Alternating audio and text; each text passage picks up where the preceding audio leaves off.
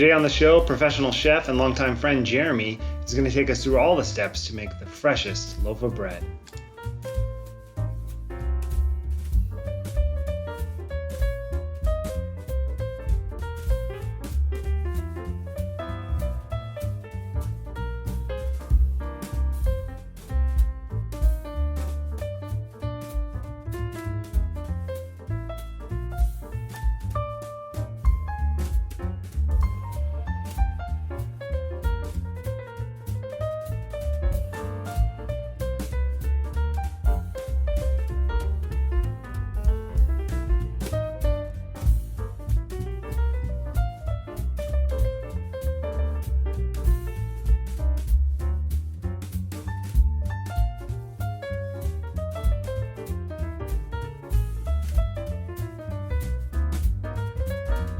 Now we're just going to start mixing.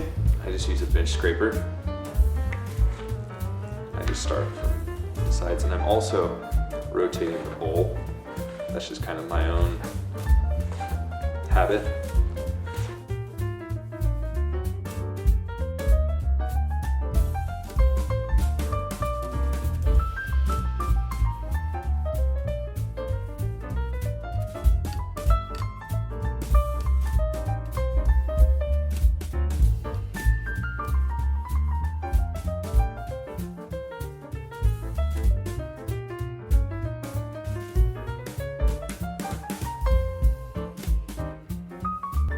Trying to essentially get everything moving and lengthen those proteins. And it's going to be messy. You just really want to start just kind of working it. And there's people have different techniques, rolling, and you're going to think like this is disgusting, like I can't get this off of my hands, but that's what you want, right? You don't want to incorporate too much flour. No, because then you're going to have a really dry loaf. So right now it's more of a mass. Mm-hmm. There's not a whole lot of strength to it, but it's being held together. So now we can really start doing more lengthening. And I'm just picking it up, stretching it out, kind of rolling it out. And there's really no proper technique. I'm sure that people have their preferences, but we're really just looking for a consistency, right?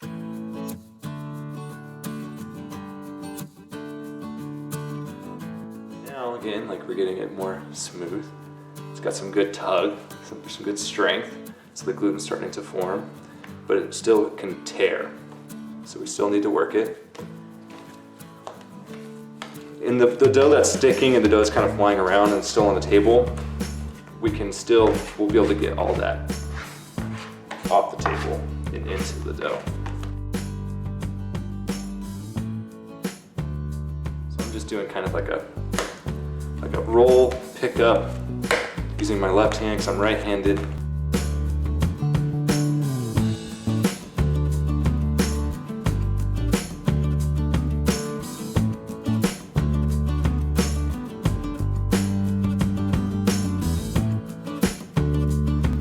Sourdough and more delicate, so like good bread, let's call it like good bread, which good bread would just be by an opinion of saying like more artisan. Okay. That's typically like really long ferment times and really low kinetic energy, right? So you want like just enough mix just to get it incorporated, and then you do like these very subtle, gentle pulls to get the strength. Right now we're just beating the crap out of it, trying to build the strength, which in the strength is, you'll start to notice that the mass shell will start to become smoother. It's still very lumpy right now, and you can see like little peaks in the dough. We really just want to get that smooth. So we're just gonna knead until it's smooth.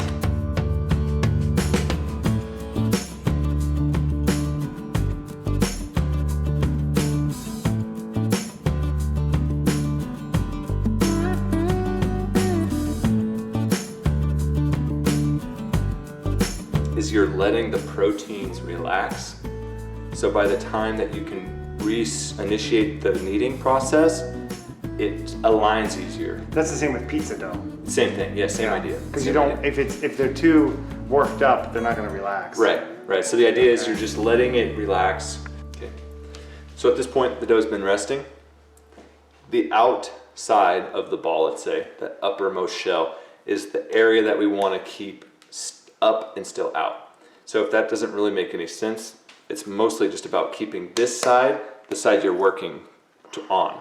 So I want to start just working on that side and rolling itself into itself. So this is the second knead. Second knead. And how long do you let them rest in between? That's probably about what, 3-4 minutes? Okay. So even just that little bit. Wow, that's a perfect ball.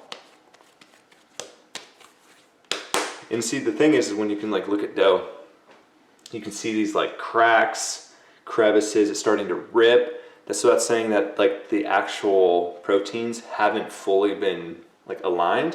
So essentially, we still need to work this.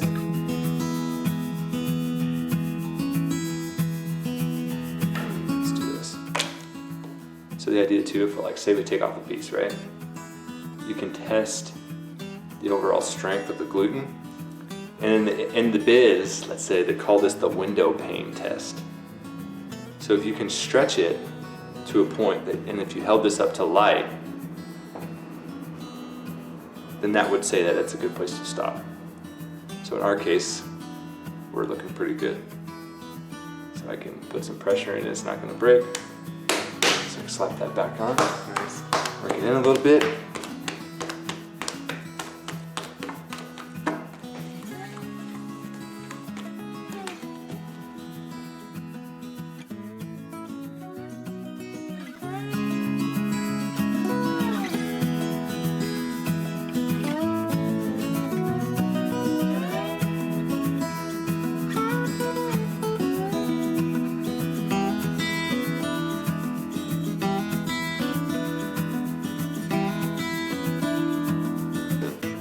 But I'm just gonna put the smallest amount if I can.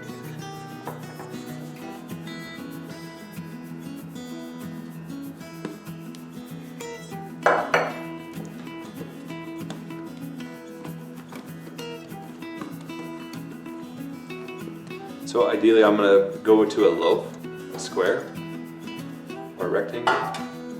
So I wanna kind of keep it in the shape of a rectangle. Somewhat of an envelope. Think about like head and shoulders. You want to rotate it. You want to be gentle, not to completely degas it at this point. And then I'm going to grab it from essentially like underneath. And I'm going to fold it like about 1/3. And I'm going to kind of press it against the table. Again. Again.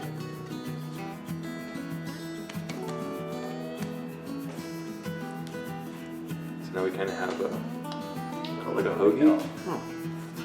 And if it's kind of lumpy, you can kind of just roll that out. But we ideally have it in the same amount of, in terms of the overall length of the pan.